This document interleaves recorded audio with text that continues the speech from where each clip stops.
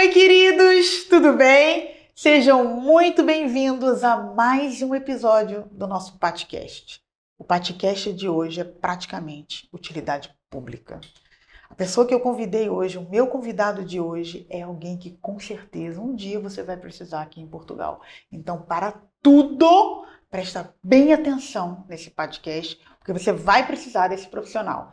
E você, que é médico, que está pensando em mudar para Portugal, você hoje vai conhecer todo o processo de mudança de um médico brasileiro, cearense, otorrinolaringologista, professor da Universidade Federal do Ceará, Dr. Tiago Correia. Jornadeiro, que turma, hein, Tiago? 7.0. Misericórdia, tanta turma já. Vem cá, Jornadeiro 7.0.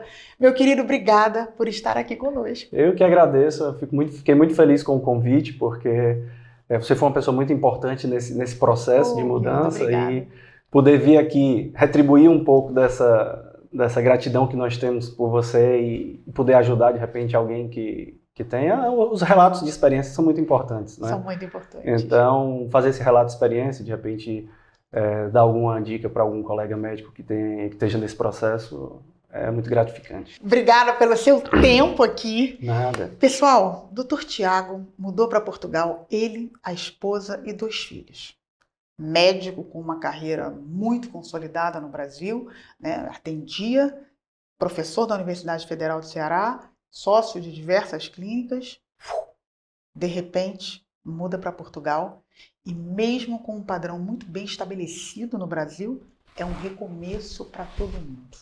Eu vou chegar na parte da medicina, que eu sei que é a parte que todo mundo está ansioso, mas antes eu quero voltar. Me fala um pouco. Os meninos tinham quantos anos quando vocês mudaram? Clarice tinha 3 e o Daniel tinha 6. E por quê? De onde veio essa coisa? Não, porque você tinha uma vida muito estabelecida. Tinha, mas esse plano é muito antigo. Por que Portugal? Pois é.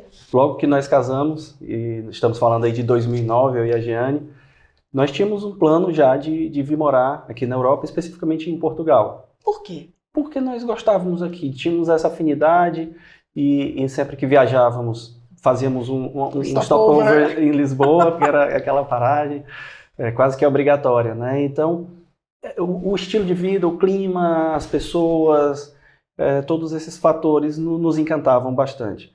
Então, logo que nos casamos, a Giane fez uma seleção, tinha terminado o mestrado há pouco tempo, fez uma seleção para o doutorado na Universidade de Coimbra, e foi aceita. Então, nós estávamos quase de malas prontas, sendo que na ocasião eu tinha feito a seleção para professor da Universidade Federal do Ceará. E fui aprovado, então passamos os 2 e ficamos sem saber, e agora, para onde é que a gente vai?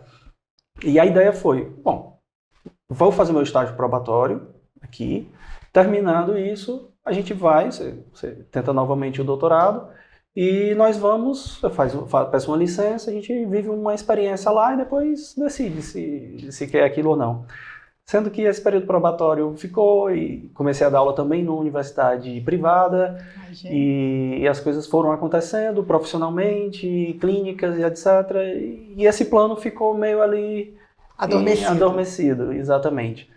E quando foi em 2015, né, o Daniel nasceu. E nessa altura a gente começou a ver e pensou, acho que fizemos uma perspectiva de 10 anos para o Brasil e infelizmente a gente tem que falar esse assunto, né? A violência começou a assustar, quando éramos só nós 2 a gente levava isso tranquilo, mas depois teve um filho, começou aquela... É engraçado, né? Os filhos eu acho que eles são game changer na nossa vida. Exatamente. O nosso olhar muda e eu acho que fica...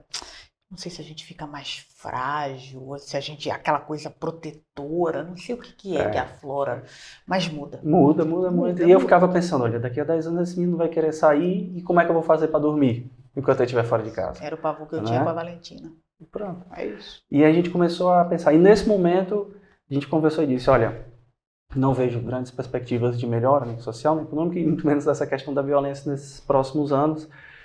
Vamos retomar aquele projeto de Portugal.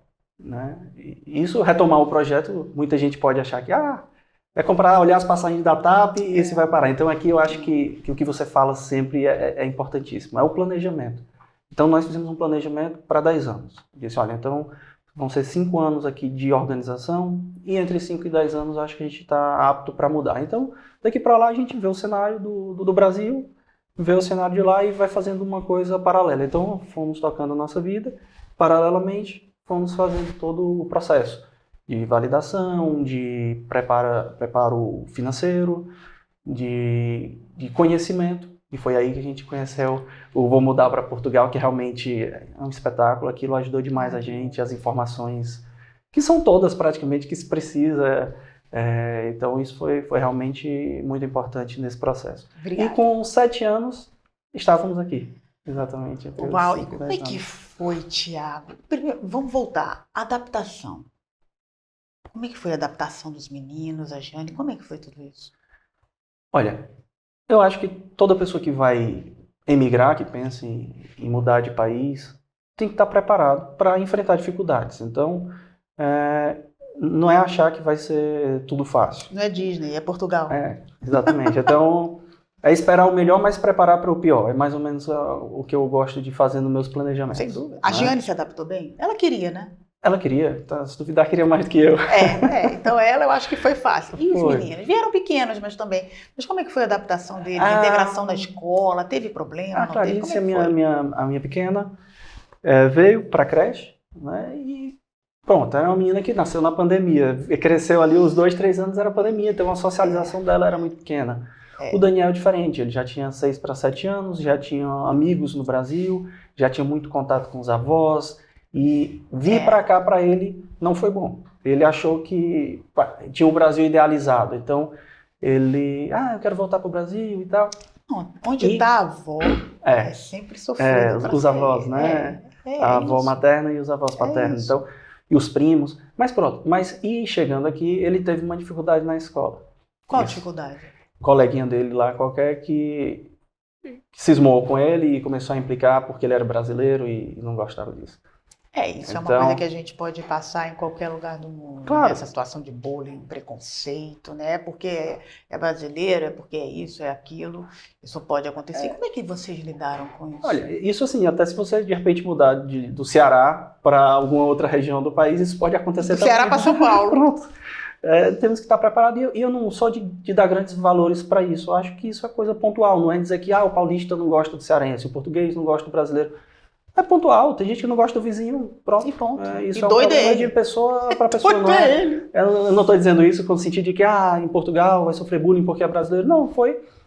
E aí podia ter sofrido bullying porque, sei lá, tinha os olhos pretos, ou porque, pronto, escolheram criança, um ponto. A Valentina, ela passou por uma situação de bullying séria na escola, mas não porque era brasileira. Em nenhum momento, na verdade, eu acho até que as crianças nem percebem, porque ela fala português de Portugal perfeitamente. Mas foi porque ela e a menina não gostava dela, e ela também não é mansa. Então ali teve situação de eu ter que ir para a escola umas 2 vezes, sentar com a escola e falar, olha, a gente precisa ter uma intervenção, porque chegou uma hora que ela não queria ir para a escola. Pronto, aconteceu isso com o Daniel também. Então, acho que ele era o único brasileiro da turma, então talvez o menino já não simpatizou e escolheu esse ponto. Mas pronto. E então, eu acho que quando nós estamos diante de um problema, a forma de encarar o problema e a forma como a gente se propõe a resolvê-lo é mais importante que o problema em si, não é? Você falou tudo. E então, eu e a gente conversamos e dizemos, não vamos pedir intervenção da escola, vamos conversar com ele e prepará-lo para resolver os problemas, porque eu penso, se eu intervenho, quando ele tiver um problema, ele vai recorrer a mim. Não, e a vida... Se eu mudo de escola, ele vai aprender que quando tiver um problema, tem que fugir. Então, olha, ele não tem maturidade, nem sabe o caminho que precisa para sair desse problema. Mas eu tenho. Então, eu posso orientá-lo, posso guiá-lo e vou tentar ver se ele consegue... E, graças a Deus, ele é muito obediente nesse sentido. Então, a gente foi trabalhando a questão da autoestima, da conversa, de como contra-argumentar. E, com o tempo, ele foi conseguindo reagir àquilo de uma forma até pacífica. Não teve nenhum confronto físico. E ele continuou na mesma escola? Mas ele soube se impor, a ponto de que o coleguinha chegou e disse depois, eu quero ser teu amigo. Aí ele disse, não, você não é uma boa pessoa. E depois até que se aproximaram, mas a princípio ele não quis. Mas você vê que bacana, né? Você falou uma coisa que eu acho que é muito importante para vocês que estão aí do outro lado.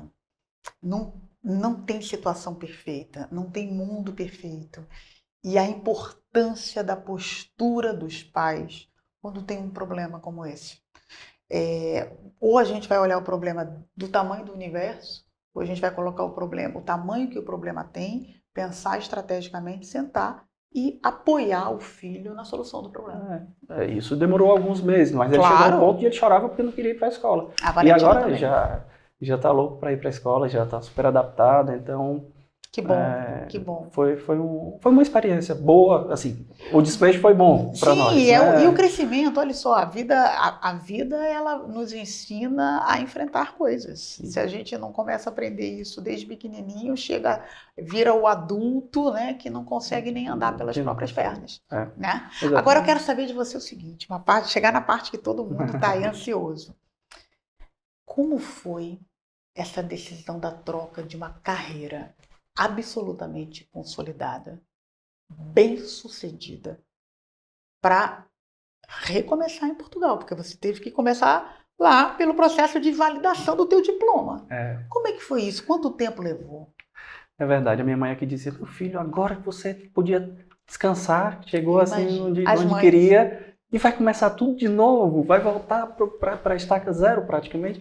Eu disse, olha mãe, na vida são escolhas, então tem horas que você tem mesmo que abrir mão de algumas coisas por outras. E pelas crianças eu achei que valia a pena. Era um sonho antigo nosso e achei que para eles seria melhor, e hoje, olhando para trás, eu vejo que foi uma decisão acertada. Profissionalmente, sem dúvida, eu voltei, né? E para quem está pensando em fazer a mesma coisa, tem que saber que vai ter que andar para trás um pouco, vai ter que abrir mão de muita coisa e depois reconstrói. A vida é feita também de recomeços, né? E esse desafio rejuvenesce a gente, eu acho. É o preço, né? É o bônus e o ônus. O que você queria era uma vida segura para os teus filhos. E então, pronto. Quando nós estávamos...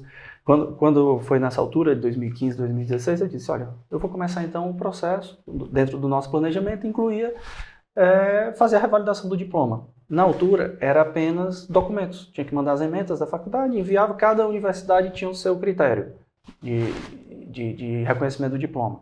Então eu enviei para a universidade, na ocasião a Universidade do Algarve, sendo que nesse momento eles bloquearam o processo e disseram, olha, agora vai ser um processo unificado.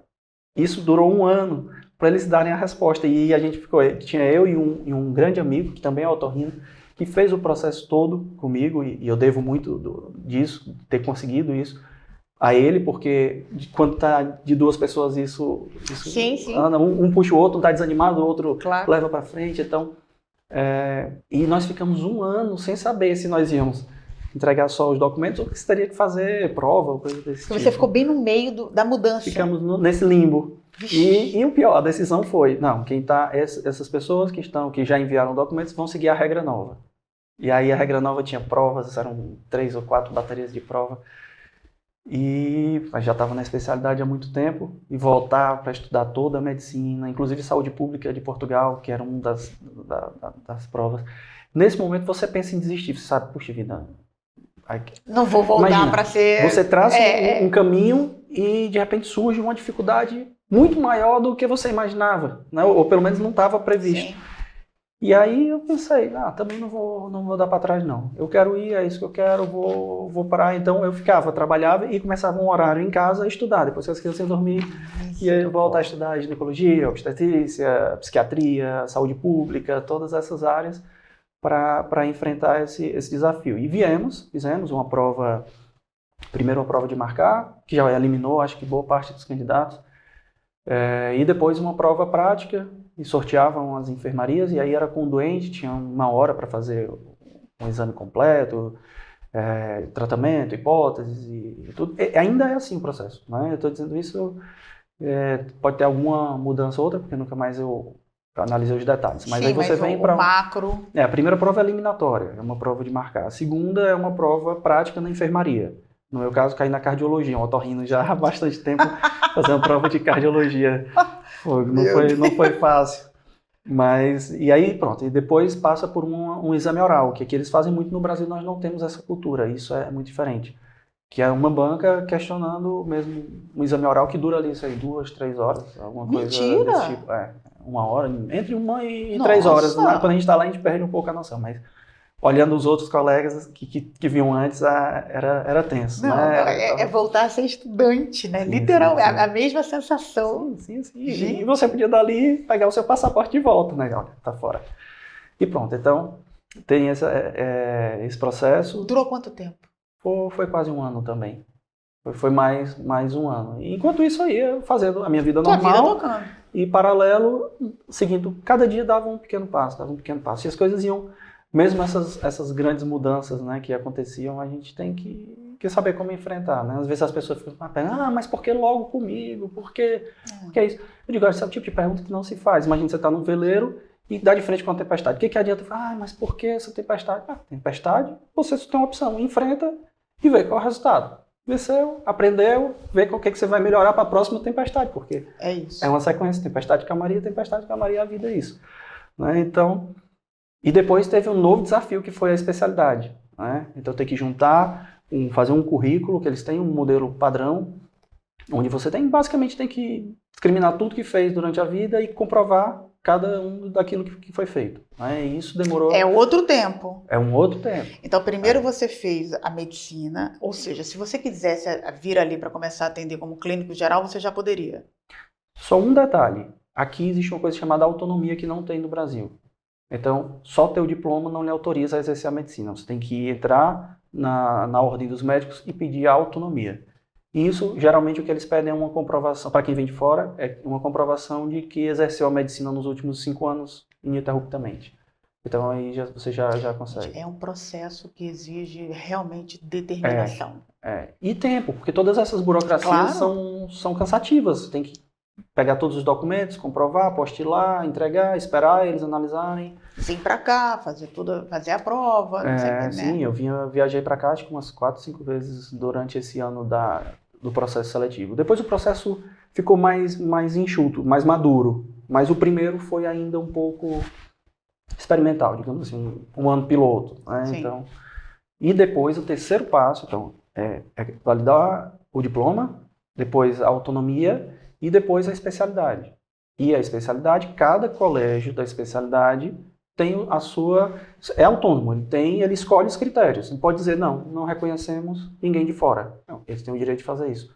Okay. Ou eles podem dizer, fazemos um exame, fazemos um estágio, exigimos... Então, se tem algum colega que está pensando em vir, acho que o primeiro passo é, veja a sua especialidade, entre em contato com o colégio da especialidade, veja o que eles exigem, como é que é esse processo, e depois você dá início à validação do diploma, etc. Porque você pode se deparar com, depois de tudo isso, chegar no colégio da especialidade e dizer, olha, desculpa, mas não vai... ou ser um processo que você não queira fazer, enfim. Então, isso é muito importante, essa autonomia entre as áreas. Isso é super importante. Eu acho importante, e eu acho que, assim, para a medicina tem que ter essa seleção. É uma área que... o erro é complexo. Tanto que, assim, eu acho que o processo é justo, né? Eu acho que, sim, é difícil, não é fácil. Desanima muita gente, mas pronto, é um ponto muito espinhoso, porque é outro país, é outra cultura, é muito complexo esse tema, mas assim, o mais importante fez, ao todo, com especialidade, foi o quê? 3 anos ou 2? Foram entre 3 e 4 anos. Mas porque eu também tive essa mudança. Essa mudança que também te jogou num limbo, né? Foi. Perdemos muito tempo com isso. Mas eu acho que hoje você consegue fazer isso com 2 a 3 anos. Tá bem. O importante é que você faz isso tudo lá. Né? Sim, você vai tocando a sua vida lá e vai organizando, vai esperando. Aquilo ali ficar, né, um projeto que você vai estudando, vai adquirindo conhecimento. Quando chegar a hora, você consegue vir. Isso. Fez. E aí? Mudar para cá, porque a gente fala de outro tamanho de país, a gente fala de outro tipo de consumo da saúde. Sim. No Brasil, a gente tem hábitos completamente diferentes. A gente tem um plano de saúde que é um valor muito mais caro, mas é uso ilimitado, praticamente. Aqui, a visão da saúde é outra. Mas vamos para o começo. Como é que foi um profissional como você, professor da Universidade Federal, chegar aqui e começar de novo? Então, a nossa vinda para cá foi condicionada pelo resultado do colégio da especialidade, que determinou que eu tinha que passar 3 meses num estágio para complementar minha formação. Por quê? Porque no Brasil nós temos 2 especialidades independentes, cirurgia de cabeça e pescoço e otorrino. Aqui as 2 são juntas. Então eles disseram, olha, sua formação é carente na parte de cabeça e pescoço, tem que passar 3 meses aqui acompanhando o serviço. E então, pronto, nessa hora eu vim para fazer esses 3 meses e já conversei com o diretor do hospital que eu vinha ficar, que é o Hospital de Santa Maria, que é um... Super conselho, é a maior referência aqui, Sim, né? E esse professor especificamente é uma referência mundial para vertigem, né? Que é uma área que eu gosto e estou focando um pouco a minha área de atuação. Então, conversei com ele para acompanhá-lo e ele concordou. Então, eu vim, fiz os 3 meses e, na sequência, enquanto esperava o resultado do colégio, depois que entreguei o relatório, fiquei a acompanhar o serviço do Santa Maria e isso me ajudou bastante, porque a primeira sessão que eu fui no hospital, eles vendo, né, os casos a serem passados, eu não conseguia entender nada do que se falava. Não, tem alguma coisa errada. Não parece a mesma língua, eu não estou entendendo nada. Aquilo foi meio desesperador, a primeira reação. Eu não conseguia entender o que as pessoas falavam, porque era um auditório e eu não via a boca, e o sotaque português é um pouco difícil no começo. Eles falam muito rápido. E eu não conseguia entender o que se falava, e quando eu lia, eu não conseguia entender. Por exemplo, penso.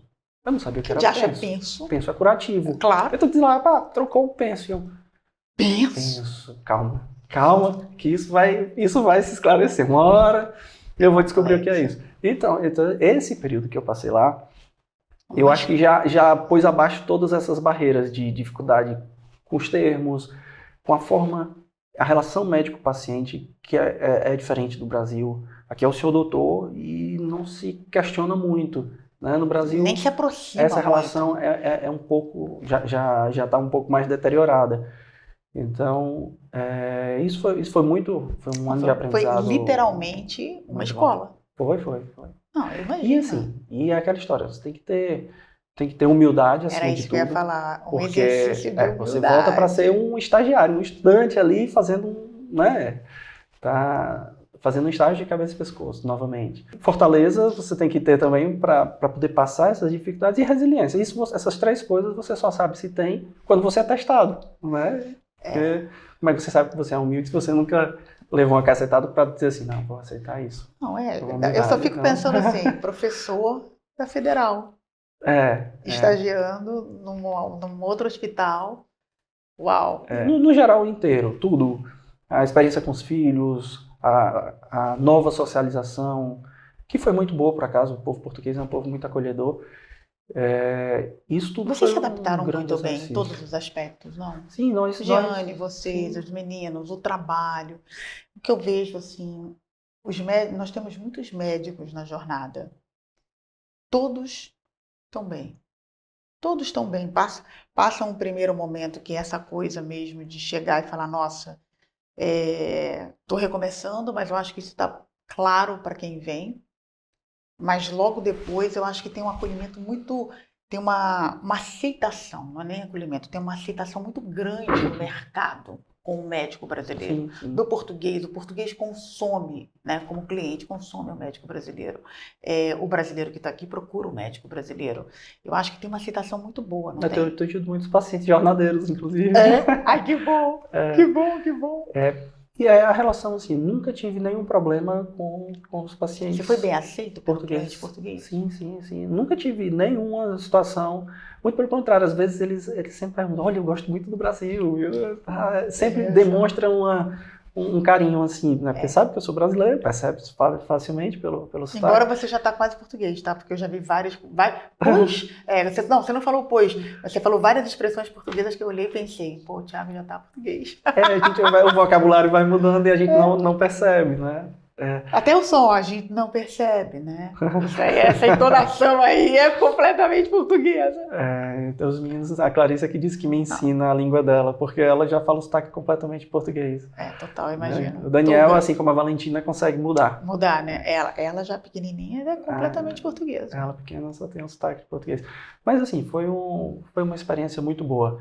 né? Eu gosto de olhar para trás sempre e ver a parte boa e o que eu aprendi, e eu faria tudo novamente, eu acho que vale a pena. Hoje você está no privado, atendendo em 2 lugares aqui em Portugal.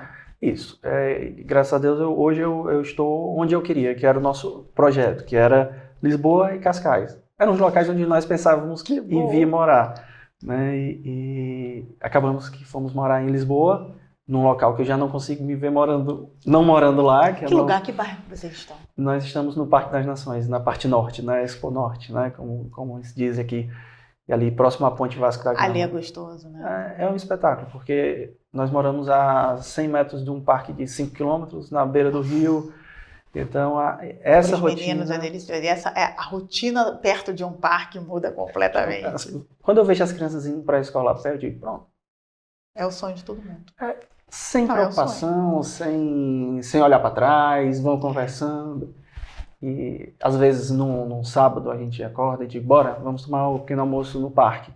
Então, já leva as coisas, eu tenho uma mesinha daquelas de camping, põe lá no parque, embaixo de uma árvore, tomo o café da manhã olhando pro rio, eles vão jogar bola, fica ali 1 hora e pouco, depois volta para casa e continua o final de semana. Então, assim, isso não tem preço, né? A gente resgata o simples e o essencial quando a gente muda para cá. Você já percebeu isso? Exatamente.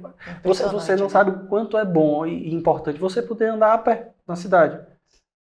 Hoje, por exemplo, 2 quilômetros para mim, eu já nem cogito a possibilidade de pegar o carro. Eu vou a pé.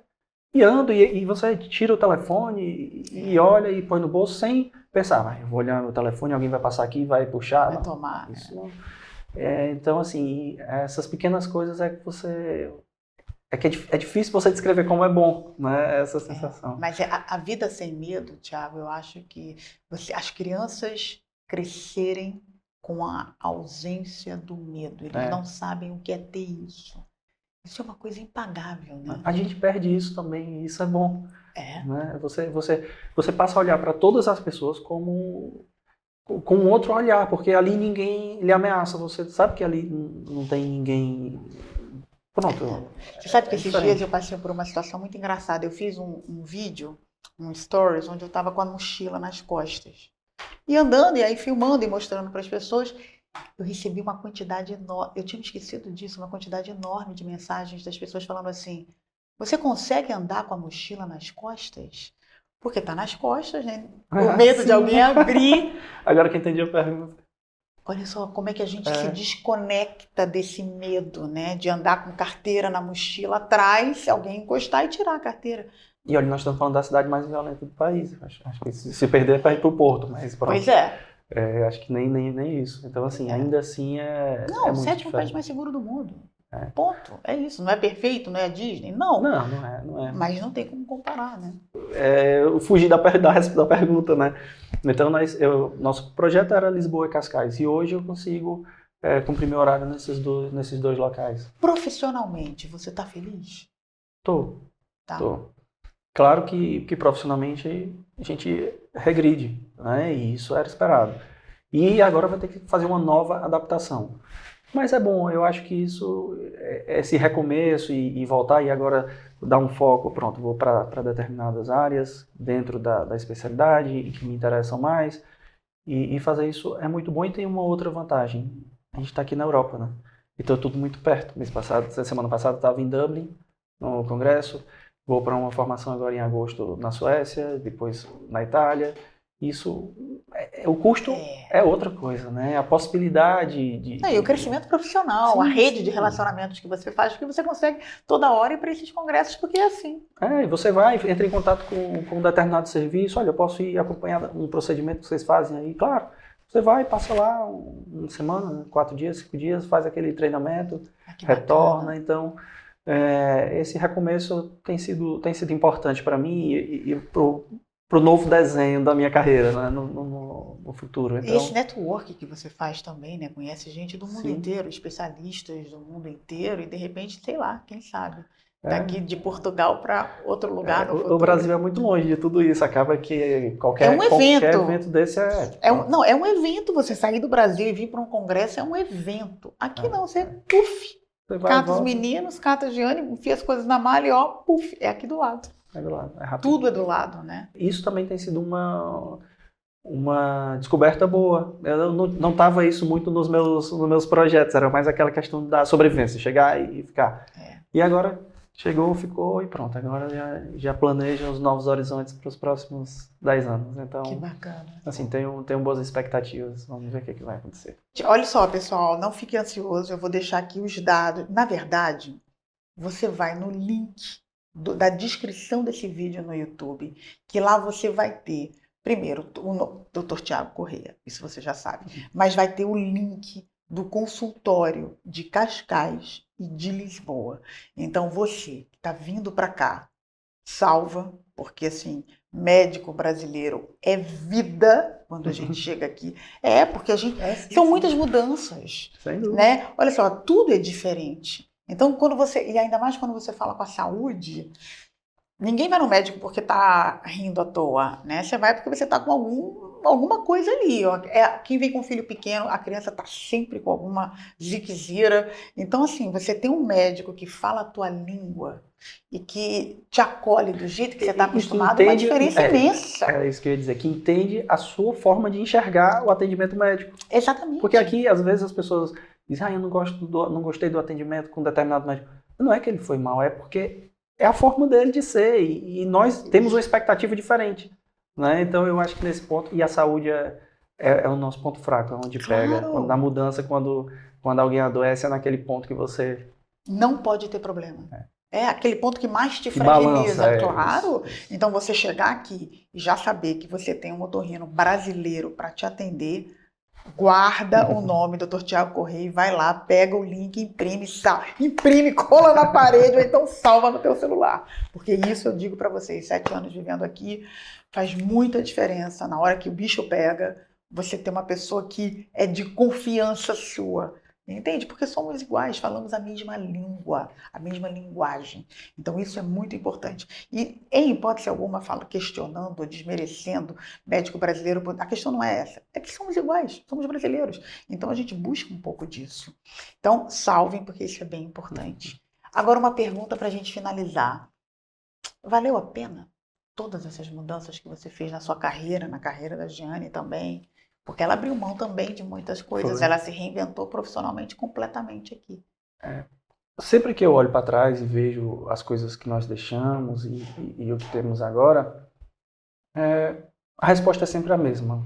Eu faria tudo de novo. Então, eu acho que valeu a pena. Foi um aprendizado, mesmo as dificuldades que nós passamos serviram para nos fazer crescer, para aprender e nos preparar para o futuro, né? Para outros desafios e desafios maiores. Eu acho que a grande vantagem quando você enfrenta um problema e aprende e sabe tirar daquilo um aprendizado é que você está preparado para um maior.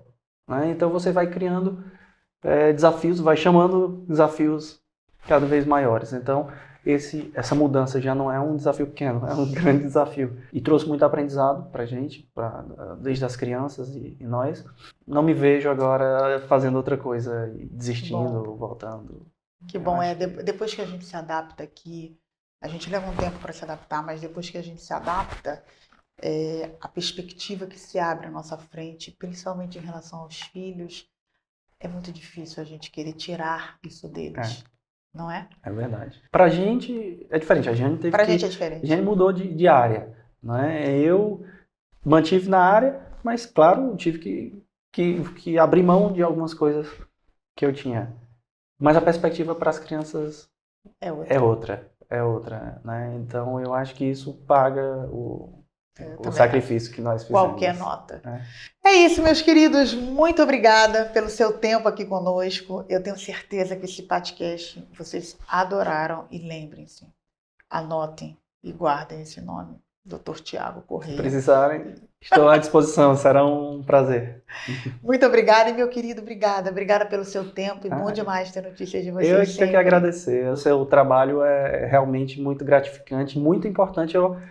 Eu acho que isso nos evitou tantos problemas a ter feito a jornada, que abriu portas, nos ensinou muita coisa e principalmente nos ajudou a não cometer muitos erros que poderiam ter sido vitais aí nesse processo. Então, Para quem está pensando em vir, tem que ficar atento, tomar as notas. Isso eu dou mérito para a Jane, ela tomava todas as notas, tem um caderno Eu lembro dela anotado. me mostrando o caderninho quando eu encontrei vocês pela primeira vez. O caderninho da Jornada a Portugal com tudo anotado ali. Tudo. Eu lembro dela me mostrando isso. Eu confiava nela, eu dizia, Jane, e agora? E em relação a isso, cadê? Aí ela tá aqui, é isso. Que bom. Então tá ótimo. Que bom, foi mesmo. Muito obrigada, querida. Obrigado mesmo. De nada. E é isso. Um abraço.